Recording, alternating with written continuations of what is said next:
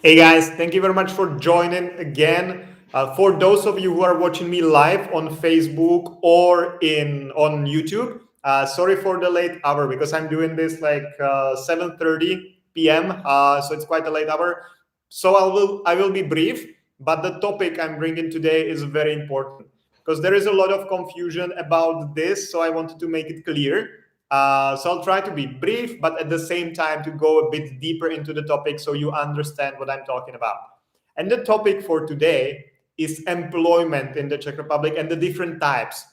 And let's jump right into it. I know it's late, so I don't want to keep you for too long. So let's jump right into it. What is important to understand is what I mean by employment or what is meant by employment. Because for example, Americans, when they are moving to the Czech Republic, they often tell us, hey, I will be getting a work visa. But there are two types of work in the Czech Republic. One is based on employment, and one is based on self-employment. And it's very important to understand the difference because there are two completely different processes, visa processes, and like in general, completely different processes for freelancers and employees. So, and the main difference is in who pays the social security, health insurance, and income tax. If you're getting just a self-employed position, if you will be working as a freelancer, as a contractor for some company, you are the one responsible for the social security, healthcare, and income tax, which means that whatever salary, let's say, or whatever money, whatever pay you will be given, you will yourself need to deduct the social security, healthcare, income tax, and send it to the authorities where it belongs. So whether the money you receive is not the final amount you receive, but you will need to make some deductions and send it to wherever it belongs. On the other hand, if you're employed by a company, if you work as an employee for the company, your employer deducts all the social security, healthcare, and income tax and sends it to the authorities on your behalf, and you're getting just the net salary. So whatever you receive to the bank account is yours, and you don't need to make any deductions. So that's the main difference between self-employment and employment.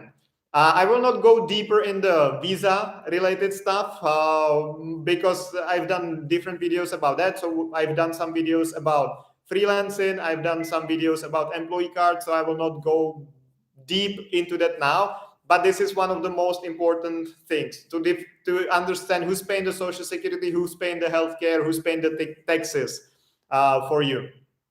And yeah, then besides that, obviously, as an employee, you have more protection because Czech Republic, it's not like in the US, for example, where the employer is the one who has the power. In the Czech Republic, is the employee who has the power because you have protection. For example, if your employer wants to fire you, they need to give you a notice unless you agree on some specific date. They need to give you a notice, or they need to give you a couple salaries when you're leaving. So the employee is very much protected in the Czech Republic.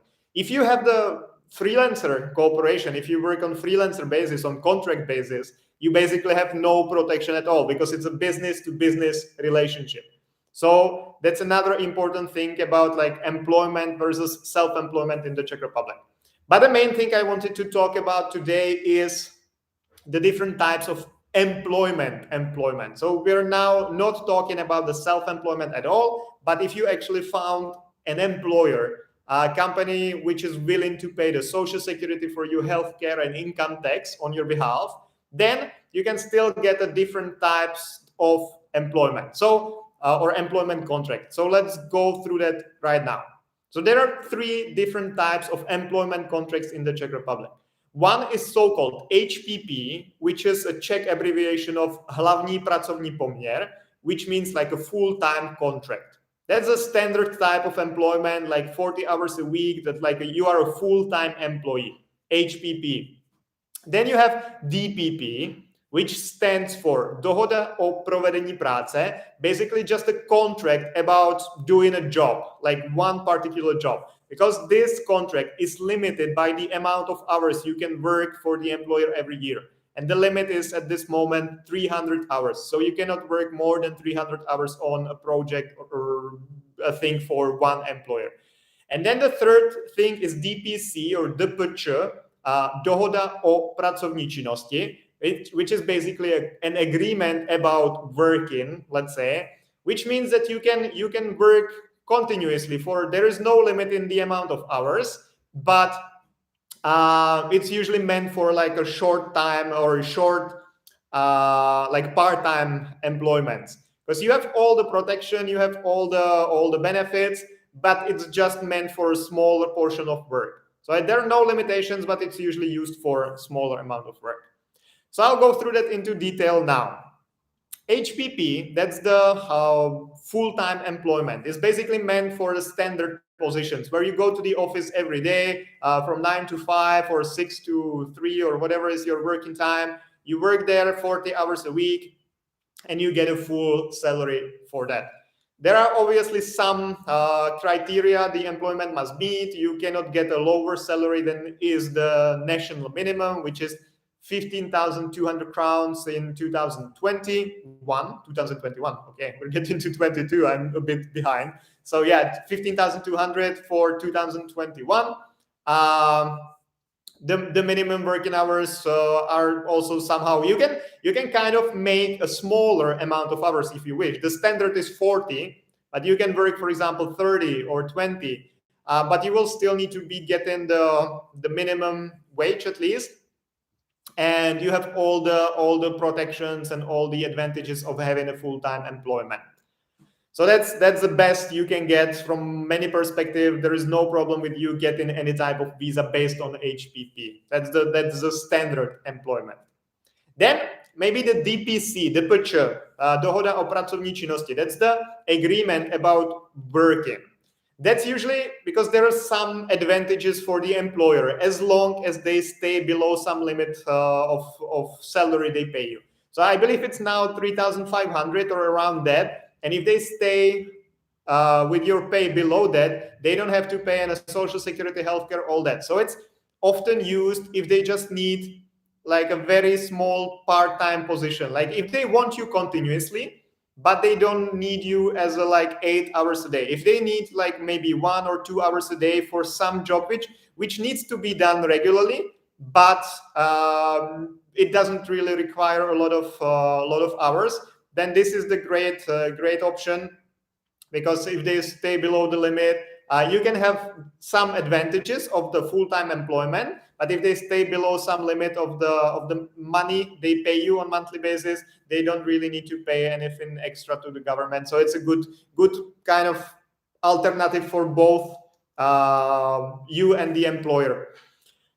You can also, under some conditions, use the DPC contract, the DPČ, for your employee card application, for example, but it needs to meet some further criteria given for the employee card. So, for example, you need to be working at least 15 hours a week, and your salary still needs to be at least the minimum salary given by the law.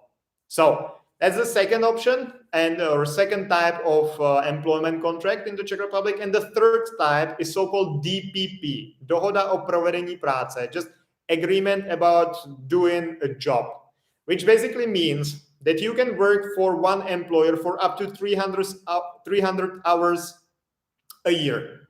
So you should not go above that. And this is kind of pretty like often used by employers, because there is some very important thing for the employer. And that is that if you stay, or if they don't pay you more than 10,000 crowns a month, they don't have to pay any social security, any healthcare. Maybe they need to deduct your income tax, but that's not some extra payment for them. You know, they don't have to add it to the payment. So if they want to pay you 10,000 crowns, they pay you 10,000 crowns. They might just deduct the 15% tax. So they actually pay you like 8,500, but it doesn't cost them anything extra.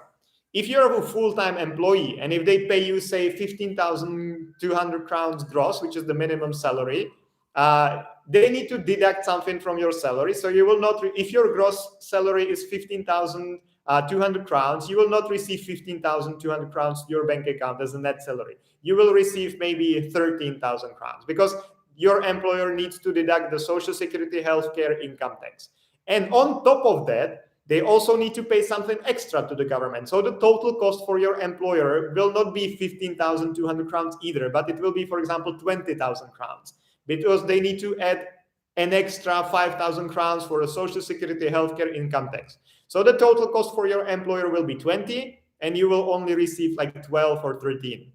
Okay, because there are all these deductions. But if you work under the DPP and they stay below the 10,000 crowns limit, the total cost for them is 10,000 crowns, so they don't need to pay anything extra. You might just be deducted the 15% income tax, which you can get back at the end of the year when you're doing your taxes under some conditions. And so it's actually a good way to reduce costs for employers. Often it's done this way if you have a full-time employment and you just need to get some extra work and they know about it, then they usually use this way to do it, the DPP, this type of contract. Sometimes though, the companies do it the way that they, for example, have that your employer has 3 different companies and they pay you 10,000 crowns from each of the companies. So you in total get like 30,000 crowns salary in total, but they don't have to pay anything extra to the government. So which is kind of like not really how it should be done, because they're obviously doing it to save on taxes, but technically it's legal. So it's something you can like meet in the Czech Republic if you're getting some jobs here, and especially in some fields, for example, teaching jobs. They either offer you the freelance cooperation, which we are not talking about now, or they might offer you like several DPP contracts, because this is the reason. Like if they stay below the 10,000 crowns a month from each of the companies, they don't have to pay anything extra. So it's way cheaper for them to hire you this way. On the other hand, like the disadvantage for you is that the DPP is not actually a type of employment contract, let's say. It's just something, it's an agreement to do some specified work. So you basically don't really have too much protection. They can fire you anytime. They don't have to give you any extra salaries if they fire you. Also, it's not like, because you can only work for 300 hours for that employer. So even if you, for example, want to get a loan from a bank, or if you, I don't know, if you need to prove your income, this is not really a proof of income, because it's just kind of a temporary work, let's say 300 hours a year. So it would be very difficult for you to prove income and to prove that you have some serious job, because it's not the full-time employment. So it has some advantages, and if you use it wisely, it can benefit both you and your employer. On the other hand, under some conditions, it can get you also into trouble, because it's not like a real employment. So maybe just to give you an idea, or like to give you a fast like guideline for visa situations, let's say, is that if you have a free access to the labor market, meaning that you're, for example, an EU citizen, or if you have a Czech diploma, or if you're a student in the Czech Republic, you have a free access to the labor market, and you can work under all of these types of contracts. So HPP, DPP, DPC. There is no limitations in that. But on the other hand, if you, for example, want to get an employee card, then it depends if you have the standard employee card or the non-dual employee card. If you have the standard employee card, you can only use the HPP contract for that, or the DPC contract if you work at least 15 hours a week, and if you still are getting at least the minimum salary required. In that case, you can use both the HPP or the DPC contract for your employee card. But you cannot work under the DPP contract if you have a standard employee card, or if you don't have a free access to the labor market. That's something we get asked pretty often. Okay, hey, we have an employee, we have a potential candidate, we want to hire them under the DPP contract. Is it possible? So not really. It doesn't work for the employee card, and in other cases it doesn't really work either, because it's a specific type of contract. On the other hand, if you have the non-dual employee card, meaning that you have a free access to labor market, dependent or based on, for example, you having a Czech diploma, or you being a student, and at the same time having an employee card, you can work under any of those as well. So HPP, DPP, or DPC. Okay, so hopefully it wasn't too confusing, because it's a kind of how to say, like it's a topic you need to be really interested in. It's like if you're not looking for employment, or if you're not in the situation that you need to discuss the different types of employment, this might be kind of surreal for you. But if you're in the situation that you want to start working, or you have a company interested in you, hopefully this was helpful, because some of the things will click. But if not, I'll be happy to answer some questions now.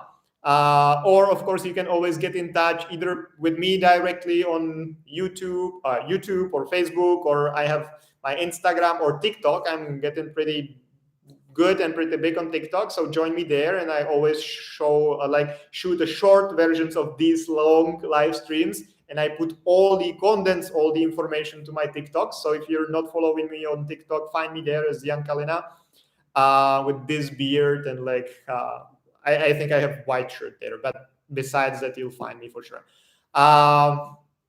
Yeah, so let's see if you have any questions.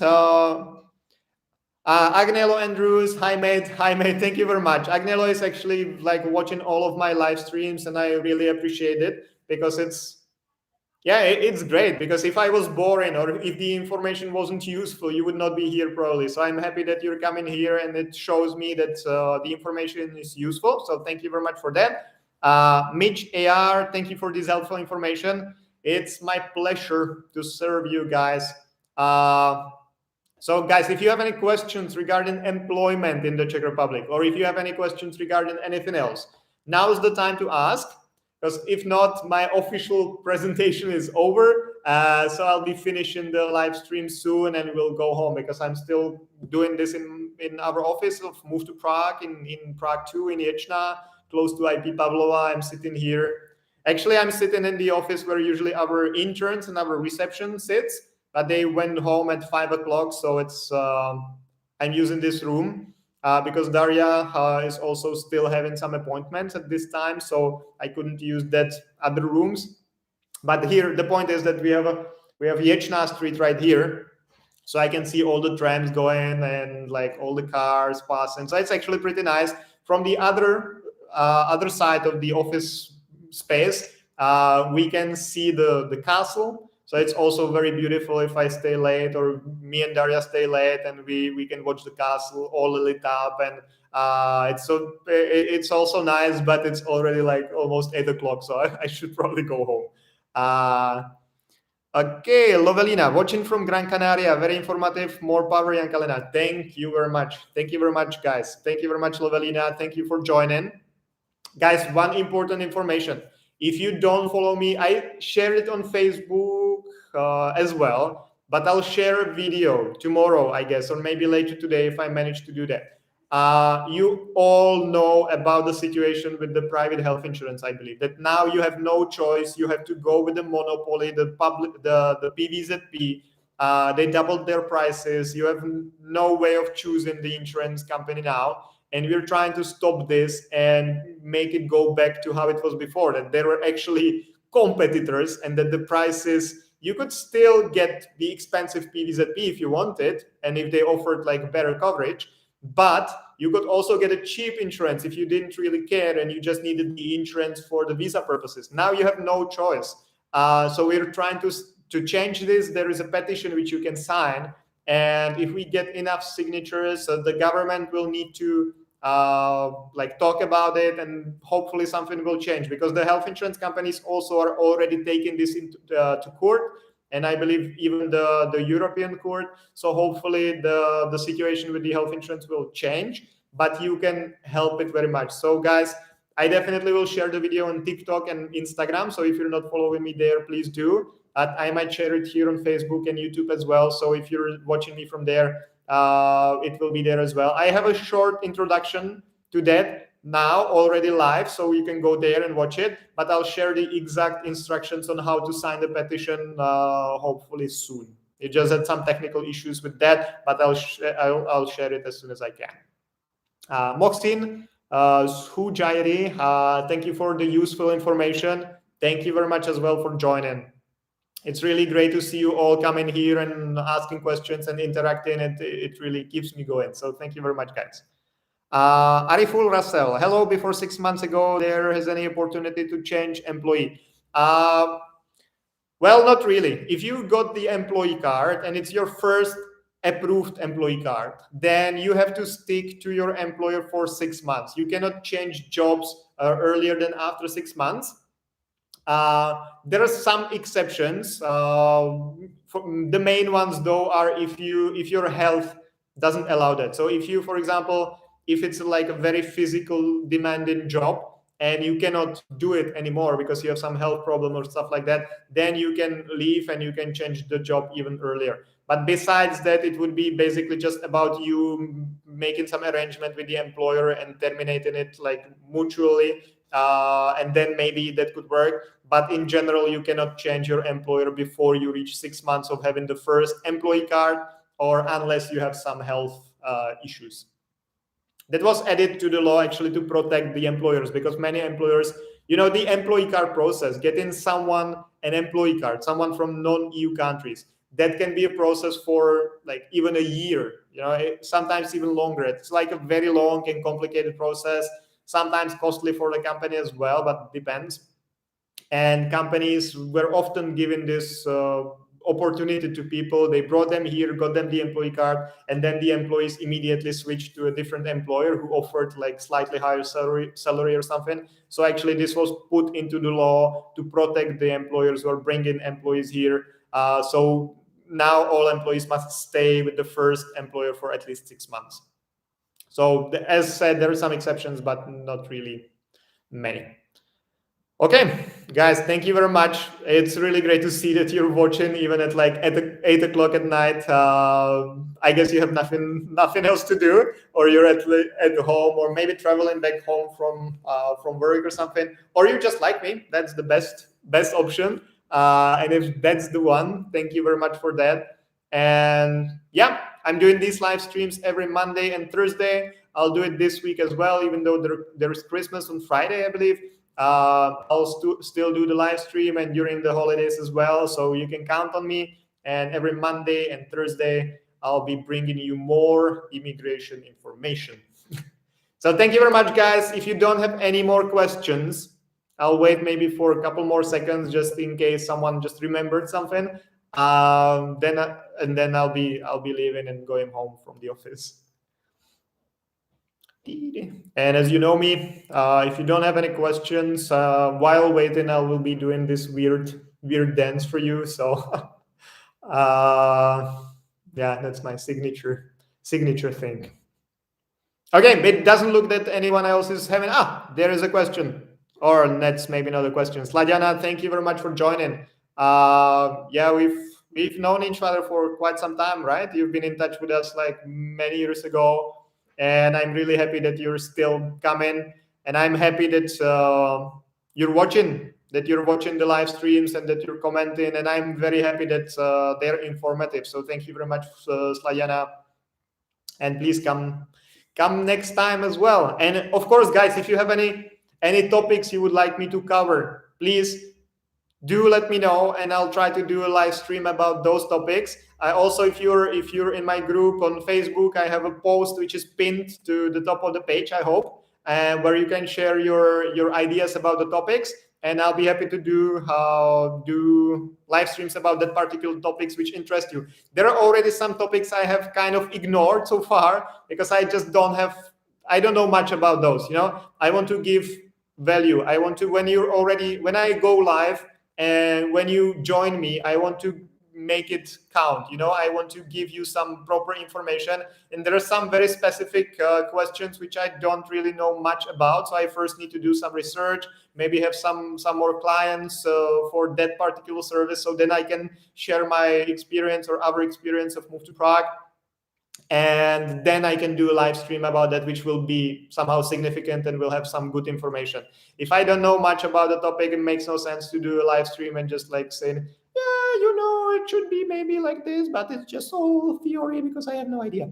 Yeah, so I guess it makes no sense for anyone. So please share Share your ideas though, and if I see that more people are interested in the same topic, or if it's some topic I have something to say about, then I'll be glad to do that. Ariful, Russell, thank you so much. Thank you so much as well for joining. It's a pleasure to deliver you some value. So guys, thank you very much. Have lovely evenings if you're in the Czech Republic. If you're watching from somewhere else and it's a morning, for example, have a lovely day ahead. And see you next time on Thursday. Thank you guys. Bye bye.